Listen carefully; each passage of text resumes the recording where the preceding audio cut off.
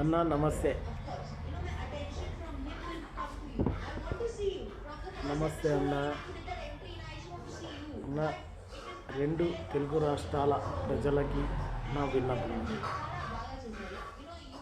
విన్నపము నేను ఒక రాజకీయ నాయకుడు కాదు, ఒక గల్లీ లీడర్ కాదు, ఒక సామాన్య మధ్యతరగతి వ్యాపారవేత్త అంటే మళ్ళా పెద్ద కాదన్న. ఏదో కోడి కోసి బొచ్చు పెరికి చికెన్ అమ్మి బతికే ఒక మధ్యతరగతి వ్యక్తి.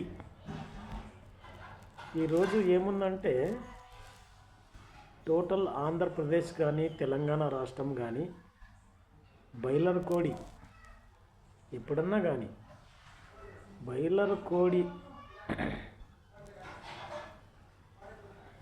పుట్టిన కాడ నుండి కటింగ్ చేసే వరకు ఒక రేటు ఉంటుంది.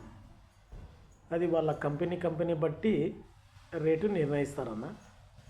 కానీ ఎమ్మిగనూరులో ఎక్కడ కోడి పుట్టిన కాడ రేటు కూడా అమ్మరు. అలా రేటు ఇక్కడ నిర్ణయించి అమ్ముతున్నారు. దాన్ని ఏమది ఎట్లా అమ్ముతున్నారు, ఏం వీడుతుంది, ఎలా బెనిఫిట్ వస్తుంది అని ఆలోచిస్తే తూకాలు కొడుతున్నారన్న. మెయిన్ ఏముంది, తూకాలు కొడుతున్నారు. స్నేహ అనే కంపెనీ ఒక గొప్ప కంపెనీ అన్న. కింద నుంచి పైకి వచ్చినాడు రామరెడ్డి గారు అనేవాళ్ళు. అతను కూడా వ్యాపారం చేయలేదు, ఇట్లా లాస్ వ్యాపారం.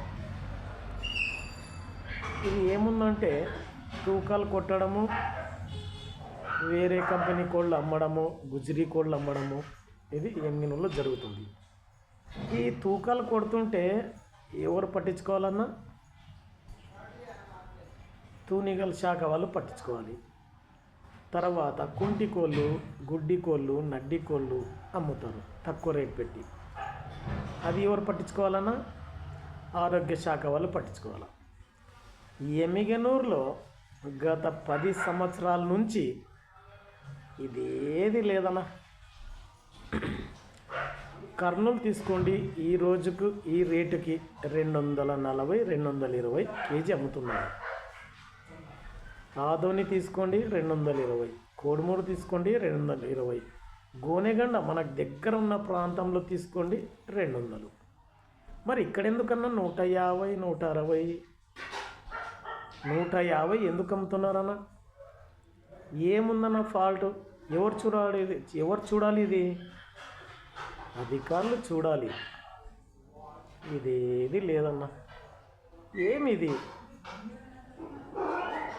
ఏం కారణం ఇది? నెక్స్ట్ వీడియోలో చెప్తానన్నా.